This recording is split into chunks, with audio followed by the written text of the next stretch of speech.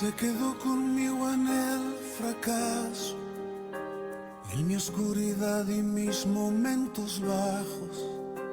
Y a pesar de conocerme tal cual soy, se quedó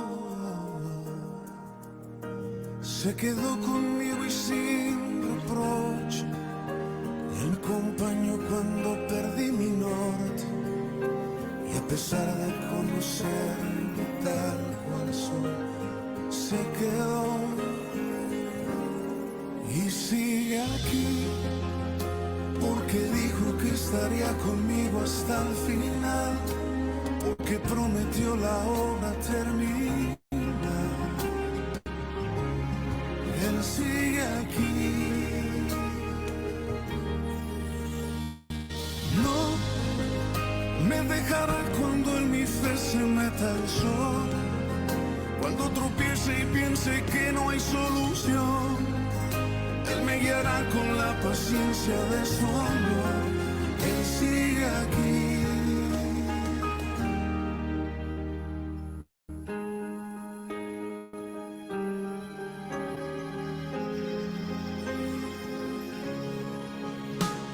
Se quedó conmigo en el ocaso, y en la oscuridad que me desvió los pasos. Y a pesar de conocer tal cual soy, se quedó conmigo y fue paciente, y me levantó cuando bajé mi frente.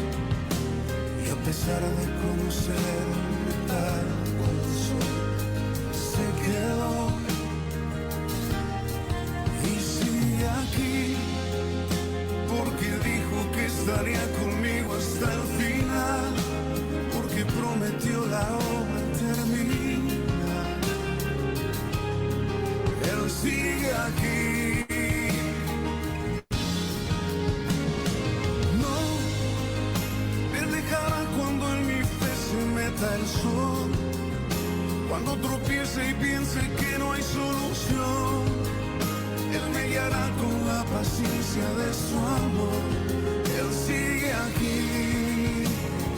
No me dejará cuando en mi fe se meta el sol, cuando tropiece y piense que no hay solución. Él me guiará con la paciencia de su amor. Él sigue aquí.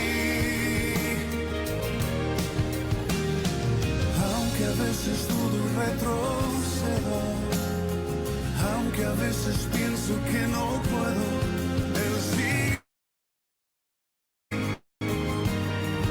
Él sigue aquí.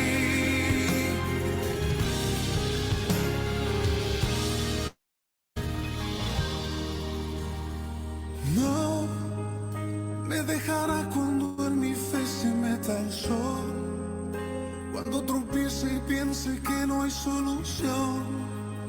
Él me guiará con la paciencia de su amor. Él sigue aquí.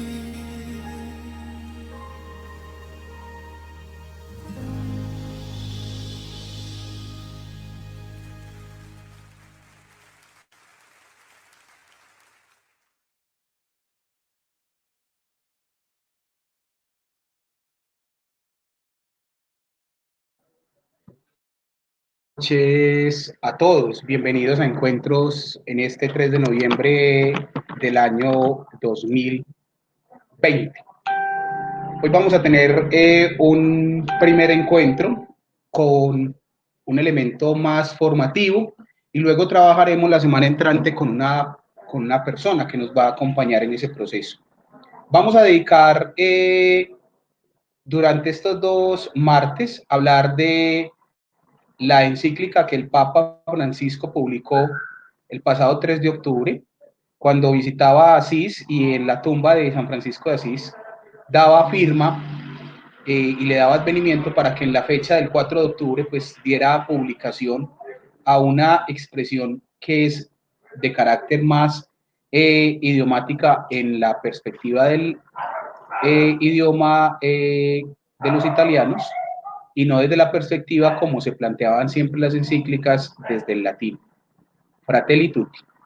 Ahorita vamos a hablar un poquitico sobre ella, pero yo sí quiero introducirlos un poquitico a qué es eso de los elementos y qué es eso de los documentos que hace el Papa, los documentos que se emiten desde el Vaticano, que muchas veces hemos escuchado mucho en ese cuento y de una u otra manera hay veces nos perdemos porque no tenemos tanta claridad en ese proceso. Vamos entonces hoy a hablar de esas tres cosas, vamos a hablar un poquitico de los documentos pontificios, vamos a hablar un poquitico de la Carta Fratelli Tutti que escribe el Santo Padre en orientación a la fraternidad y la amistad social, un elemento que vamos ahorita a ir descubriendo y nos vamos a adentrar en el capítulo número 2 de esa encíclica, le vamos a dar mucha fuerza a un capítulo que él llama Un extraño en el camino. Al final terminaremos con un momentico de oración y, como les dije, este será el abrebocas de un encuentro que tendremos con una persona que trabaja en la red juvenil ignaciana el próximo martes. Entonces, bienvenidos, vamos a disfrutarnos, a degustarnos de ese espacio que el Papa ha regalado para toda la comunidad, para todos los creyentes, pero también para el mundo entero, hablando de eso. Entonces hablemos un poquitico de los documentos pontificios, de esos documentos que se emiten desde la perspectiva que conocemos y los emite el Papa. Los documentos pontificios tienen como autor al Papa y son básicamente las expresiones del conocimiento, de la doctrina y de otros elementos que el Papa nos quiere hacer llegar. Hay varios: la Carta Apostólica, una epístola encíclica, una constitución apostólica, una exhortación apostólica, la Carta Apostólica, las bulas y breves y el mutuo propio. ¿Qué es eso de todo lo que acabo de decir? Uy, ¿cómo es todo ese cuento? Una carta encíclica, voy a empezar a desglosar un poquito el cuento, según el tema del nivel del magisterio que se quiera plantear, son cartas públicas que el sumo pontífice, de manera formal, expresa en materia de enseñanza con gran importancia. Pablo VI las definía como un documento en forma de carta enviado al Papa, enviado del Papa a los obispos del mundo entero, pero a la vez resonaba al mundo entero de otras formas. ¿Qué proponen las encíclicas? Primero, enseñar algún tema doctrinario moral, avivar la devoción, mostrar algún error que exista e informar a los fieles sobre procedimientos que, desde la perspectiva de la fe, hay veces por las corrientes culturales se expresan en ese sentido. Tiene una finalidad muy clara, es enseñar. O sea, el Papa desde ahí genera una enseñanza que de una u otra manera busca que hombres de buena voluntad y mujeres de buena voluntad, pues de una u otra manera vayan trabajando en esa perspectiva.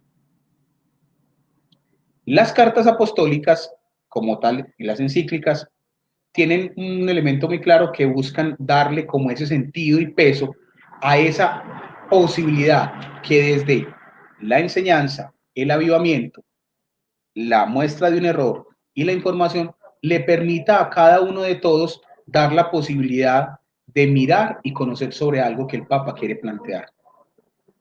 ¿Qué se busca entonces con ellas? Pues trabajar un magisterio ordinario de la Iglesia y que merece parte de conocimiento por los fieles. De una u otra manera, eso viene hace muchísimo tiempo. Quiero contarles, pues, a grosso modo, cosas que de pronto hay veces no tenemos claro. Pío VII, Papa de 1800 a 1823, que duró en el papado 23 años, escribió 4 encíclicas. León XII, de 1823 a 1829, en 6 años escribió 2. Entonces miren que hay una gran diferencia. Acá, como una persona en 23 años solo escribe 4. Ya tiene que ver mucho eso. El Papa Pío VIII, de 1829 a 1830, 2 años, no escribió.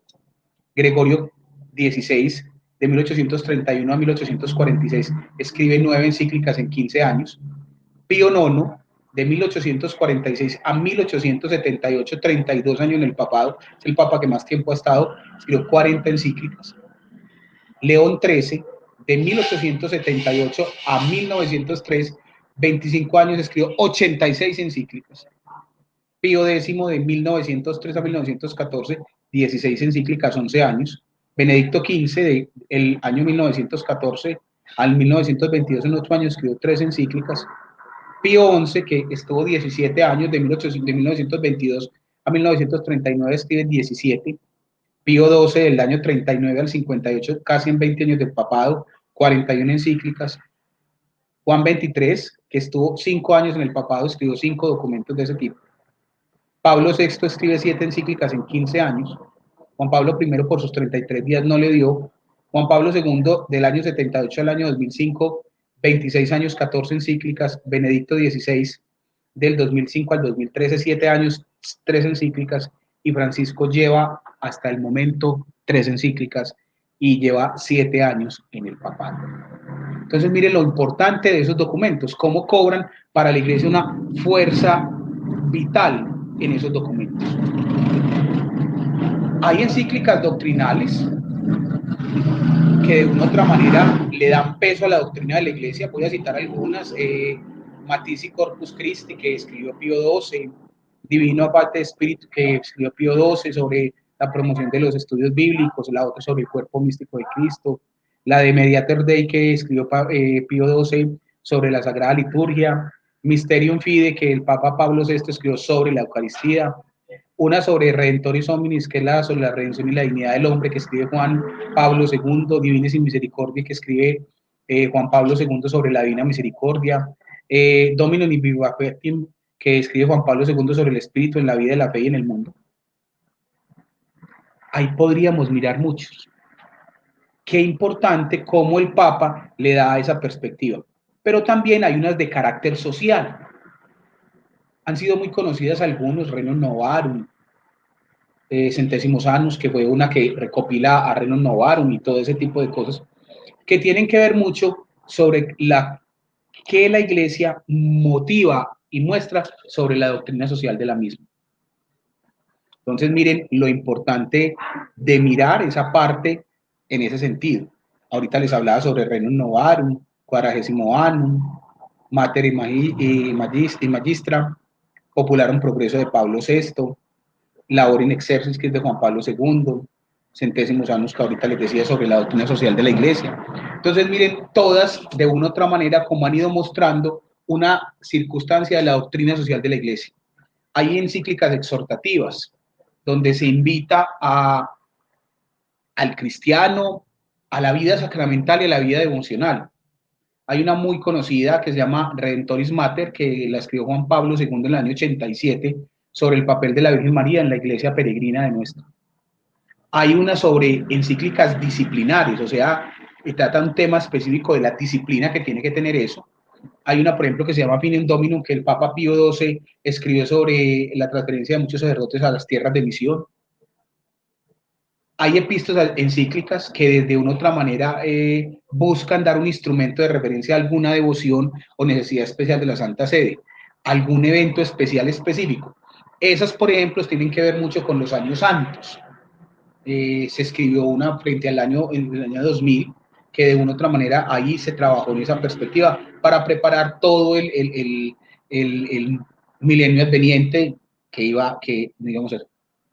También aparece la Constitución Apostólica. Es un documento que el Papa, en su autoridad petrina, o sea, cuando ejerce como sucesor de Pedro, promulga leyes concernientes a la perspectiva con los fieles. Hay de carácter doctrinal, disciplinario y administrativo, y desde ahí mucha tiene que ver como con la forma, el Papa establece un magisterio ordinario del mismo. Hay unas muy claras, Sacramento, Sacre de Disciplina, que habla sobre el derecho canónico, Pastor Bonus, que tiene que hablar sobre el ministerio y la organización de la curia romana. En ella aparecen elementos donde el Papa empieza a hacer estructuración de la y organización de eso, lo hizo Juan Pablo II, y Fidel Depósito, que habla sobre la promulgación que sostuvo con esa Constitución Apostólica lo que hoy tenemos como el Catecismo de la Iglesia Católica, que fue como Constitución Apostólica planteada por Juan Pablo II, pero que fue trabajado y escrito mientras que el cardenal Joseph Ratzinger, que luego sería Benedicto XVI, trabajó en esa perspectiva. Exhortaciones apostólicas existen muchas, es una reunión que se promulga, es un documento que se promulga después de una reunión del Sínodo de Obispos y que sustentan mucho el magisterio de la Iglesia. Ahí hay muchísimas que se trabajaron. está Evangelio Nutandin, que es de Pablo VI, está Familiares Consortio, que es sobre la familia cristiana, está Redemptorium Customs, que es de Juan Pablo II, sobre la persona y la misión de San José en la vida de Cristo y de la Iglesia, por ejemplo. Entonces, ahí es eso. Documentos que salen posterior a la reunión de sínodo de obispos que se plantea. La carta apostólica, pues, es un documento dirigido específicamente a un grupo de personas y también se sustenta del magisterio ordinario de la Iglesia. Hay muchas conocidas, Juan Pablo II le dio muchísima fuerza a ellas, hay carta a los jóvenes, a las mujeres, a las familias, está la de el acercamiento que había para el tercio milenio adveniente, que era el de la preparación para el jubileo en el año 2000, y de Dies Domini, que el Papa Juan Pablo II habló sobre el Día del Señor. Y la bula, que es un documento que el Papa plantea, y que lo conoceremos, por ejemplo, dentro de poco, por lo que ocurrió con el Monseñor Elquir Álvarez Botero, que con un documento que es bula, se establecerá él como ordinario del lugar de Santa Rosa de Osos como obispo. Entonces, miren lo significativo. Entonces, miren todos los documentos que el magisterio de la Iglesia tiene y que da la posibilidad de establecer todo ese tipo de circunstancias. Hay una bula muy conocida, que fue la situación que se dio entre el Papa Julio II y Enrique VIII por la circunstancia que se dio por el matrimonio con Catalina de Aragón. Y así podríamos hablar muchos de esos elementos. Y el mutuo propio, que es un documento que establece el Papa sobre un elemento claro que él quiera plantear. Hay uno muy conocido que es todo lo que tiene que ver con lo que se debe hacer posterior a la muerte de un pontífice, y posterior a eso. Uno lo hizo Juan Pablo II y otro lo reorganizó muy bien Benedicto XVI. Ellos establecen eso a mutuo propio y hablan sobre ese tipo de cosas, sobre cómo se organizan y ese tipo de cosas. Hay sobre el derecho canónico, hay sobre los cánones de las iglesias orientales y muchas cosas. Como pueden ver, la iglesia tiene muchos elementos, desde lo que acabo de decir, el mutuo propio, la bula, la carta apostólica, la exhortación, la constitución, las encíclicas como tal, que de una u otra manera le dan mucho sentido a lo que el magisterio y el Papa quiere hablar frente a la iglesia. Vamos entonces a adentrarnos un poquitico a hablar de esto que el Papa escribió el pasado 3 de octubre. Como les dije, miren que la gran mayoría estaban en latín. Esta no aparece con nombre en latín. El Papa se vale de una expresión de San Francisco de Asís. Hay dos encíclicas que el Papa le ha dado mucha fuerza. Una viene que se llama Laudato Si, que es todo lo que tiene que ver con el cuidado de la casa común y es una responsabilidad que nos invita el Papa al cuidado de este espacio donde vivimos. Cuidarme yo, cuidar al otro y cuidar lo otro pues es la naturaleza y toda la creación como tal. Aquí el Papa se para en una perspectiva de una expresión muy bonita y muy valiosa, que tiene que ver específicamente con ese sentido de lo que llamamos fraternidad y amistad social. No se queda pensando solo en la amistad como un pedazo propio de la relación entre hombre y mujer. Y retoma la palabra fratelli tutti cuando San Francisco se dirigía a los hermanos y a las hermanas, y proponerles una forma de vida en sabor al Evangelio. Y decía, y el Papa lo plantea, que el amor va más allá de las barreras de la geografía y del espacio. Y eso es bien importante. Entonces ahí es donde la fraternidad y la amistad social cobran un papel muy importante. Nosotros no podemos pensarnos solo siendo amigos de los que conocemos, siendo amigos de los que tenemos una afinidad con ellos, sino teniendo una visión más ecuménica, de posibilidad de abarcar a todos y que no se determina por el espacio y el tiempo, o sea, lo espacio-temporal desaparece en esta perspectiva. Entonces, un primer elemento que nos invita el Papa, nuestra fraternidad y nuestra amistad social no la determina si hablamos con la gente de la China o si hablamos con el vecino de al lado. Con el de la China, con el vecino de al lado, puede haber fraternidad, puede haber amistad. Entonces eso nos pone en una resonancia muy significativa. Ya nosotros no somos ciudadanos de Medellín, de Colombia, de América Latina, del continente americano, del hemisferio occidental, sino que somos seres en el mundo. Y que en esa posibilidad tan universalizante, tenemos que tener una mirada humanizante. Miren lo bonito de ese elemento, universalizante y humanizante.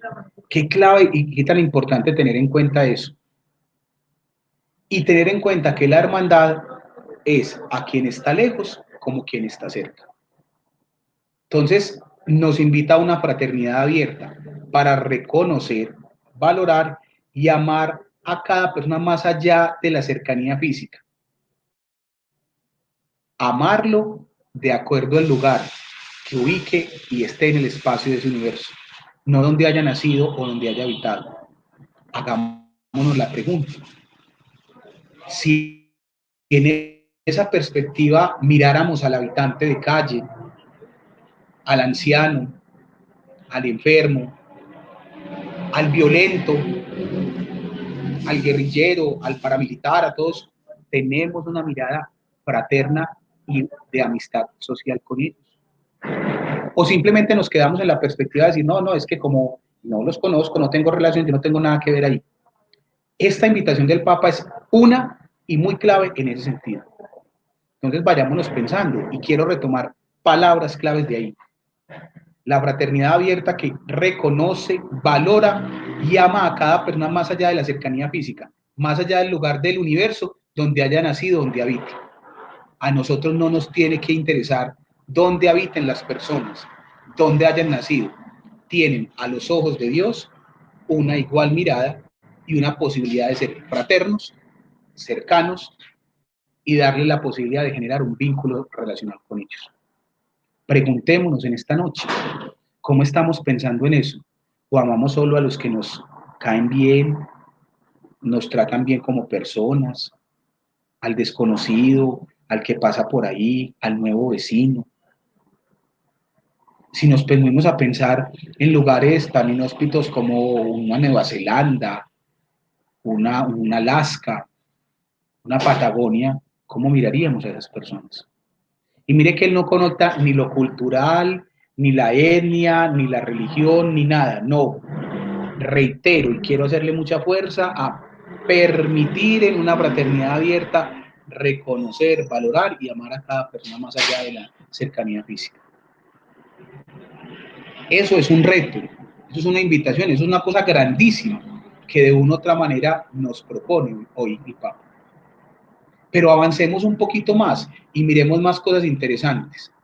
¿Cómo vivir ese amor fraterno entonces?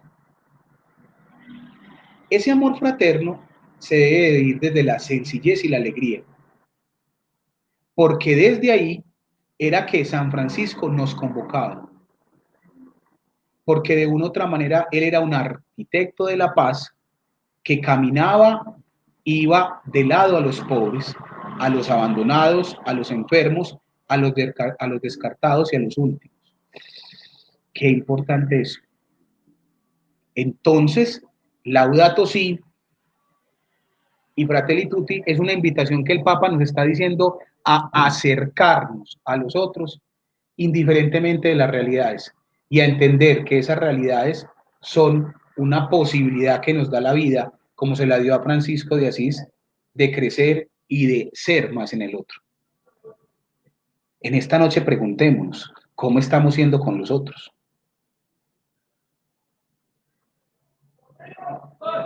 Vivimos desde una perspectiva que puede ser el egoísmo, el desarraigo, los elementos negativos, no perdonamos, juzgamos, faltamos a la misericordia, o nos hemos ido abriendo a esa posibilidad para entenderlo, como decía Francisco, de ver a todos como hermanos, a la naturaleza, a las personas, a los astros, a todo como una hermandad. Y que desde ahí podemos construir amistad. Pensemos en eso un momento, hagamos un ejercicio de reflexión. En este momento que piensan las cosas, ¿cómo estás mirando a los demás? Porque es muy fácil amar a los que nos aman, porque es muy fácil acercarse a los que conocemos, porque es muy fácil reconocer a esos otros que me reconocen. Pero ¿dónde se queda el abandonado, el pobre, el descartado, el migrante, el último, el enfermo, el anciano, ¿dónde se quedan? ¿Dónde se quedan en tu vida?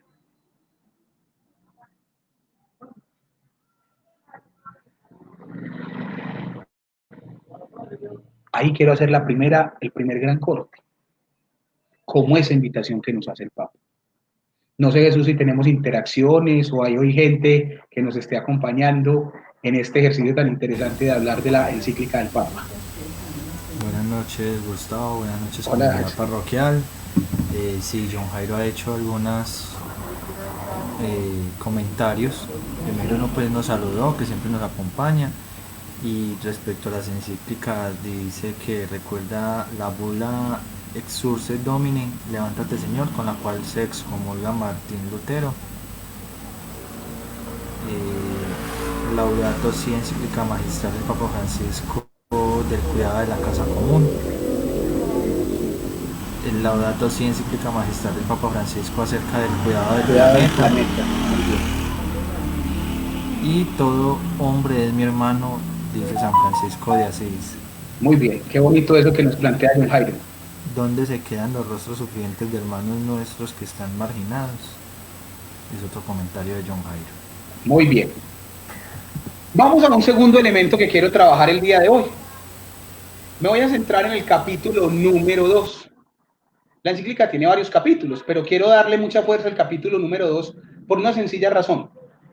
Vamos a encontrar en esa encíclica una serie de personajes, en ese capítulo de la encíclica, una serie de personajes que de una u otra manera nos van a dar mucho sentido a lo que estamos hablando. Un extraño en el camino. Voy a leerles un texto del capítulo 10 de San Lucas, que va del 25 al 37. Un maestro de la ley se levantó y le preguntó a Jesús para ponerlo a prueba: Maestro, ¿qué debo de hacer para heredar la vida eterna?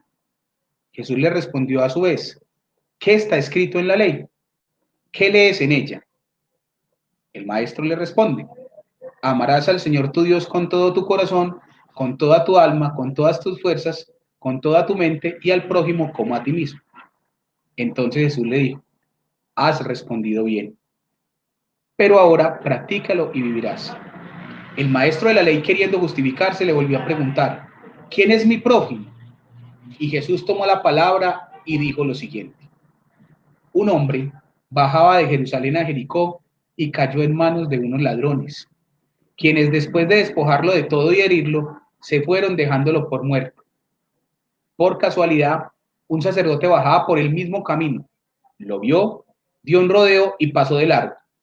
Igual hizo un levita, que llegó al mismo lugar, dio un rodeo, pasó de largo. En cambio, un samaritano, que iba de viaje, llegó donde estaba el hombre herido y al verlo, se conmovió profundamente. Se acercó y le vendó sus heridas, curándolas con aceite y vino. Después lo cargó sobre su propia cabalgadura y lo llevó a un albergue y se quedó cuidándolo. A la mañana siguiente, le dio al dueño del albergue 2 monedas de plata y le dijo: cuídalo, y si gastas más, te lo pagaré a mi regreso. ¿Cuál de estos tres te parece que se comportó como el prójimo del hombre que cayó en manos de los ladrones? El maestro de la ley respondió: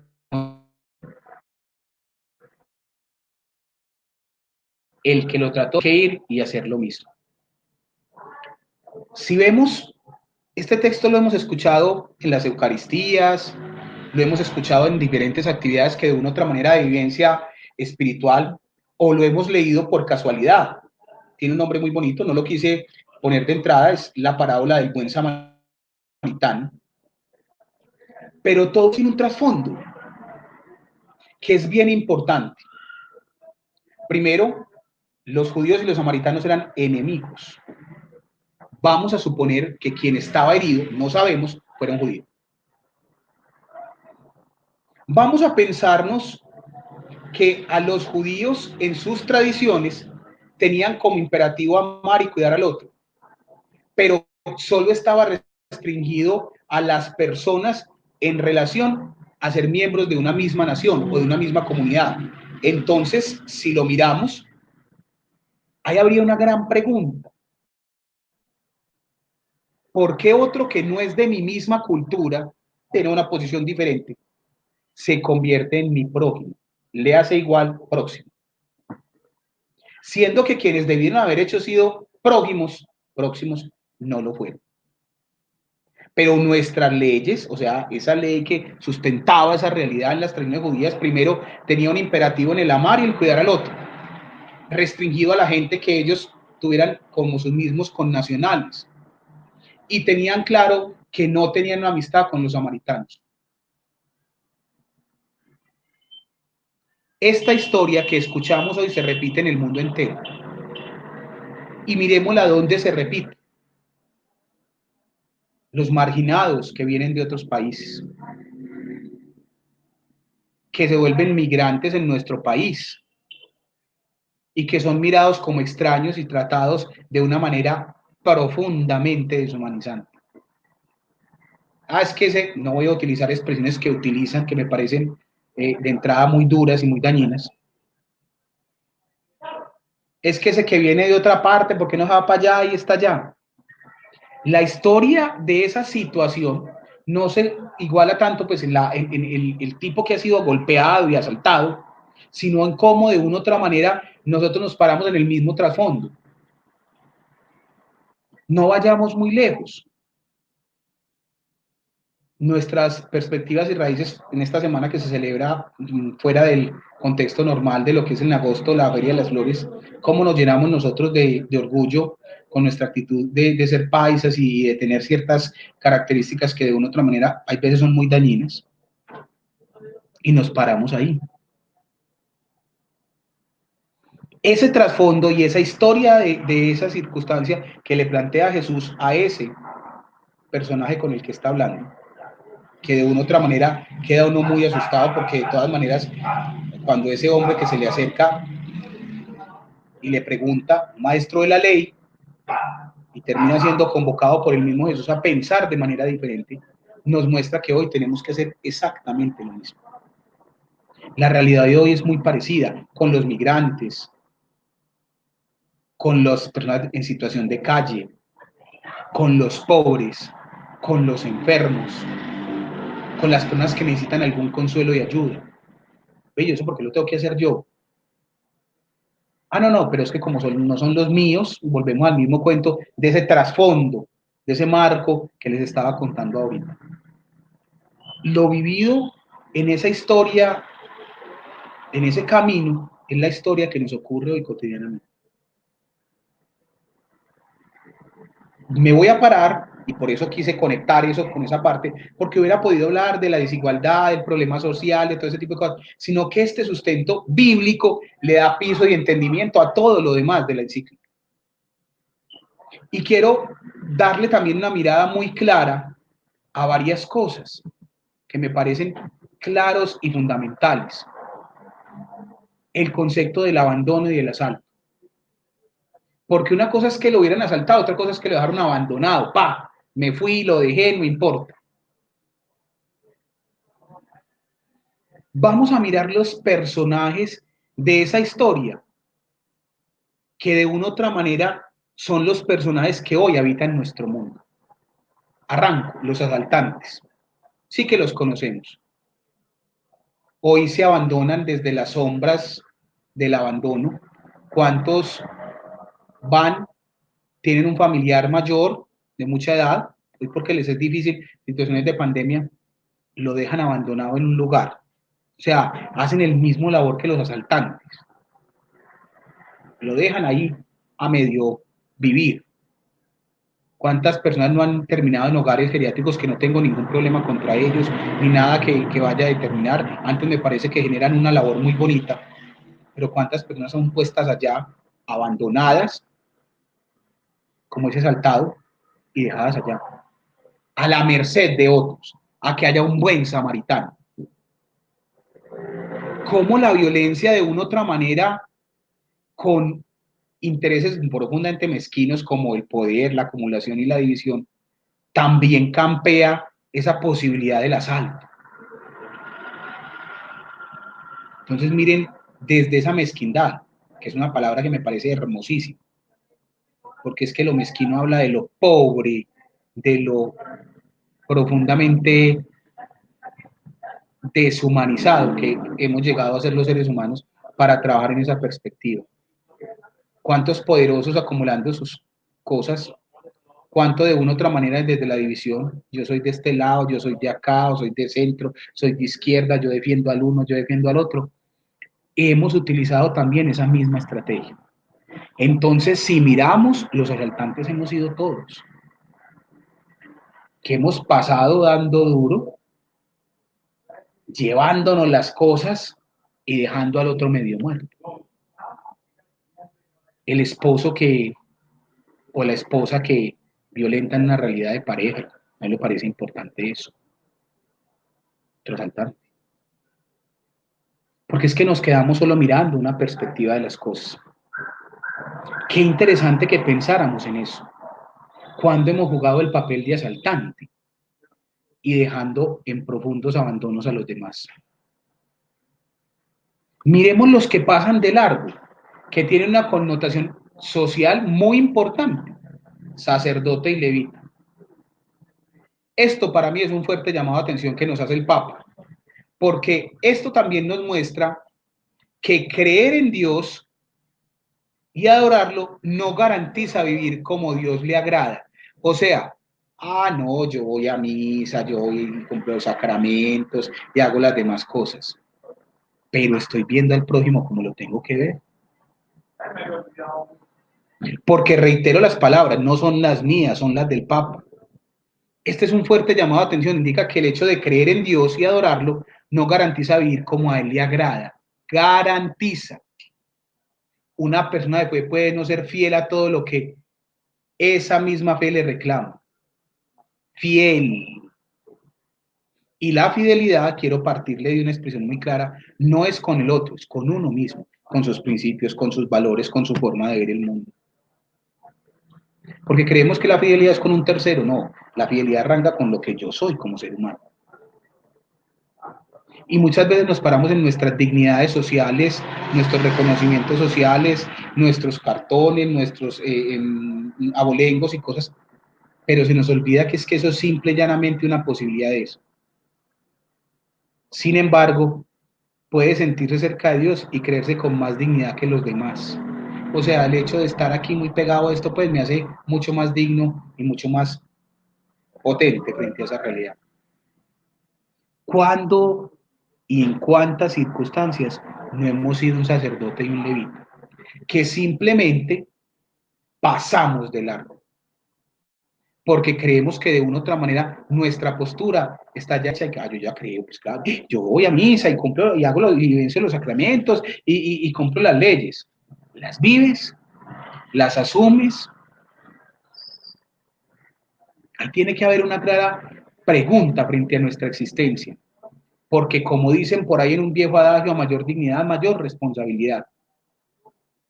Y esos dos seres humanos rodearon la situación, pasaron de largo y siguieron. Y yo me hago la pregunta, ¿cuántas veces rodeamos, pasamos de largo y seguimos? No asumimos una postura respetuosa frente a las cosas, sin ir a maltratar y martirizar a nadie, pero sí a cuestionar.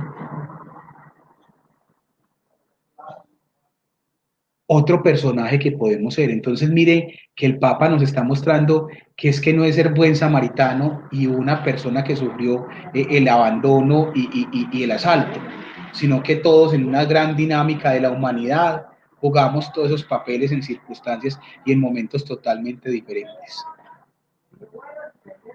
Otro elemento bien importante, el hombre herido. Ese que recibe todo ese maltrato del otro. A veces nos sentimos como ellos y como él, malheridos y tirados en el costado del camino, desamparados de las instituciones, y en esas instituciones puedo hablar de la familia, de la sociedad, del país y todo eso, que muchas veces se proveen de las cosas y se dirigen a un interés muy particular de unos pocos, de afuera o de adentro. Pero mire lo importante de eso. Muchas veces nosotros somos ese malherido. ¿Cuántos abuelitos en una casa, en la última pieza, chupando harto frío, y ahora sí nos preocupamos porque no le vaya a dar coronavirus, para que no se muera, termina la unidad de cuidados intensivos, ahí sí miramos? Pero en los otros tiempos sí la cosa era muy diferente. Cuando un niño habla y le decimos, no, quédese callado que usted no puede decir nada, no, venga, ese es otro malherido. Con la violencia intrafamiliar, con el maltrato al género femenino, con el desconocimiento a otras poblaciones. Ahí hay un elemento muy claro, porque hay una invitación del Papa. A veces el sentirse de muchos seres humanos es como ese hombre herido, que de una u otra manera se siente desamparado, porque lo institucional, o sea, aquello que lo debe arropar, aquello que le debe dar sentido, aquello que le permite tener un piso real en su vida, no está haciendo eso, y está a merced de unos pocos. Pensemos el sistema de salud, pensemos otras cosas y otras realidades. Pensemos quién de los que me está escuchando, pueden ser muchos o pocos, estará diciendo, yo me siento como ese malherido, porque aquí en mi casa no me escuchan, porque esa fraternidad y esa amistad social que debería existir entre hermanos, primos, cercanos, la misma sangre, no se da. Qué importante que entendiéramos eso. Entonces miren cómo cobran esa dinámica de nuestras existencias esos personajes. Jesús, tenemos interacciones, comentarios, cosas que hoy le haya tocado a la gente este cuento de hoy. Sí, nuevamente tenemos a John Jairo, dice gracias a Gustavo por sus aportes esta noche. Particularmente estuve en el proceso de lectura y profundización de la Fratelli Tutti. Soy franciscano de corazón. Cuando estuve en el seminario realicé labor pastoral con una entidad franciscana y desde entonces a Francisco es mi modelo de vida. Qué bonito eso, John Jairo. El modelo de vida de San Francisco es bien complejo porque es vivirse en la pobreza y asumirse en la pobreza. ¿Y quién más, Jesús? Y también un trabajo de esta encíclica con los grupos pastorales. Pues John Jairo hasta el momento no se ha planteado, sin embargo dentro de 8 días tendremos un invitado jesuita que nos estará pues como ampliando más este tema de la encíclica. Muy bien. Sigamos con los personajes que hoy nos acompañan. El samaritano. Del camino se fue sin esperar reconocimientos ni gratitudes. O sea, entra, asume la realidad y desaparece. La entrega al servicio es la gran satisfacción frente a Dios y a su vida.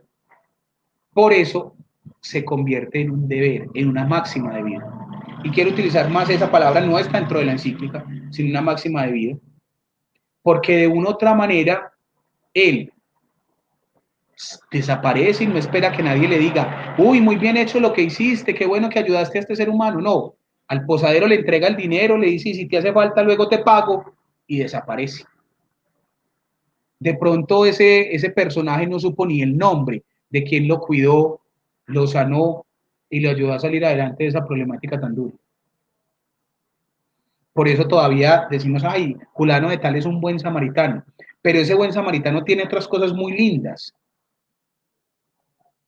Tenemos todos la responsabilidad sobre el herido, que es un pueblo y son todos los pueblos de la tierra. Entonces, Alberto Restrepo, un sacerdote de la diócesis de la arquidiócesis de Manizales, hermano de un sacerdote de aquí de la arquidiócesis de Medellín, Daniel Restrepo, decía una cosa, lo que pasa me pasa. Entonces, el renuevo, el resueno de lo que ocurre por allá en otro lugar también me tiene que tocar a mí como ser humano. Y siento que es de las cosas que nos regaló la pandemia más bonitas, porque sabíamos de que existía el ébola por allá en África y ellos vivían allá su problema. Hoy el problema es de todos, ¿no? Entonces, lo que pasa me pasa. Qué importante tener esa actitud que tiene el samaritano. cuidando la fragilidad de cada hombre, de cada mujer, de cada niño, de cada anciano, con una actitud solidaria y atenta, con una actitud de proximidad de un buen samaritano, de proximidad. Y mire que ahí no se hace distinción de nada, mujer, niño, anciano, todo eso, pero podríamos ir ahí persona afrodescendiente, LGTBI, personas que viven en circunstancias difíciles, campesinos, indígenas, población desplazada, marginados, migrantes, todo lo que usted quiera. Porque a todos lo tenemos que asumir con actitud de proximidad. O sea, hacerlos cercanos a. Porque él cobra un papel relevante, pero es una invitación que nos está haciendo también el Papa a decir, venga, tenemos que ser buenos samaritanos con todos, en todo y para todos. Y ahí no le ponga si es de antioqueño, si es barranquillero, si es de la China, si es de Tangamandapio, por citar un ejemplo. Todos esos seres humanos valen la pena ser mirados como los otros. Ahí está la clave de eso que plantea ahí, porque él, el buen samaritano, ni buscó reconocimiento ni gratitud, se entrega desde el servicio y sabe que su obra está bien mirada por Dios. Pero indudablemente cuida la fragilidad del otro, devuelve la dignidad y solidaria y atentamente es próximo a los demás. La actitud del hospedero, que es una actitud profunda de servicio. No se dice nada de él, a él le entregan unas monedas. Puede ser que le estén pagando como le pagan al enfermero, al abogado, al psicólogo, al ingeniero, a todos. Pero tengamos actitud. Prestos a, cercanos a. En el texto del Papa no se habla, pero yo sí quiero resaltar la figura que tiene esa capacidad de servicio. Porque la tiene el buen samaritano, pero también la tiene este ser humano.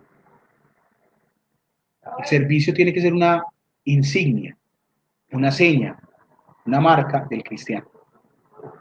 No es simple y llanamente una actitud altruista para hacer la vida, sino que tiene que ser una máxima de vida para quien de una u otra manera se asume como cristiano.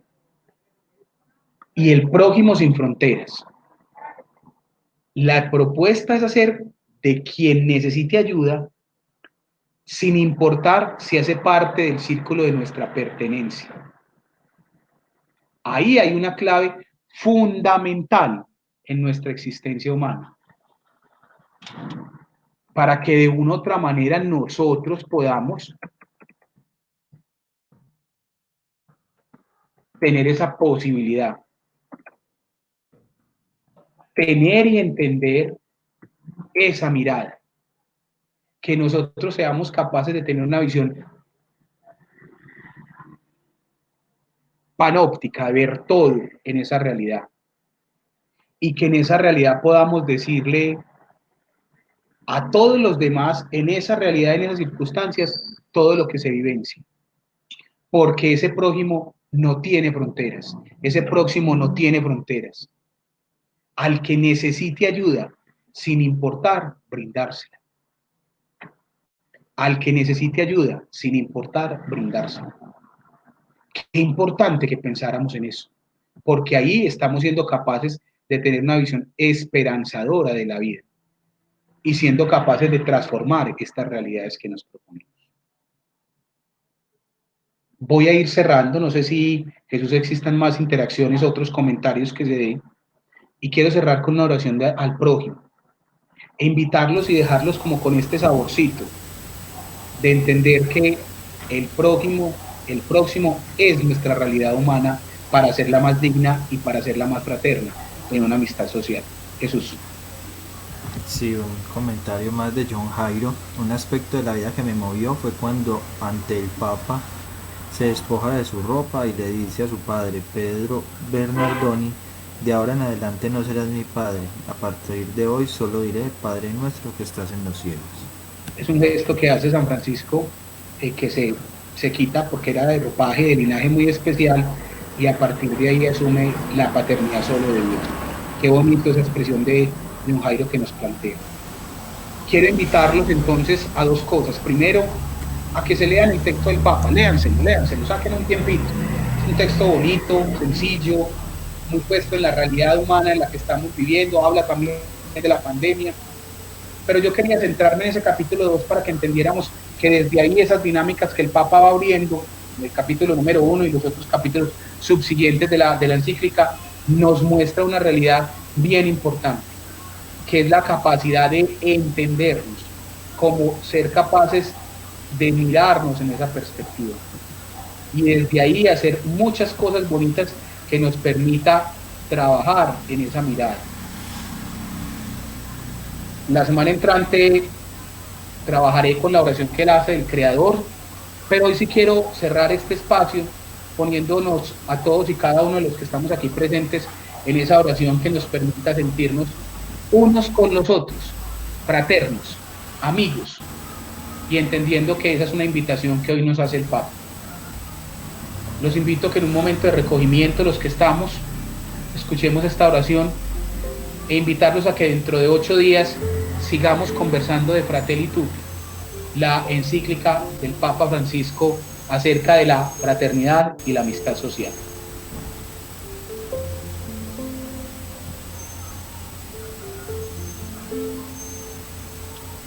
Muéstrame a mi prójimo, Señor de todo amor. Cuando salgo por la puerta, muéstrame a mi prójimo. Mientras leo las noticias, muéstrame a mi prójimo. Mientras rezo, muéstrame a mi prójimo. A mi izquierda y a mi derecha, tal vez recurriendo a mí, en este momento, muéstrame a mi prójimo. Donde mis ojos lo han visto antes y luego se apartan, muéstrame a mi prójimo. Donde mis oídos han escuchado gritos que he ignorado, muéstrame a mi prójimo. A medida que compartan una historia que es diferente de mi historia, ayúdame a escucharla como si fuera la mía, muéstrame a mi prójimo.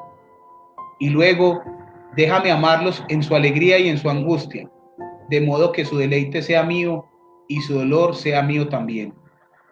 Déjame amarlos tan plena y misericordiosamente como tú me amas, en verdadera solidaridad, cantando nuestras canciones juntos hasta que surja una nueva canción. Déjame amarlos. Miro hacia arriba, Señor, pero cuando miro hacia abajo, muéstrame mi prójimo. Amén.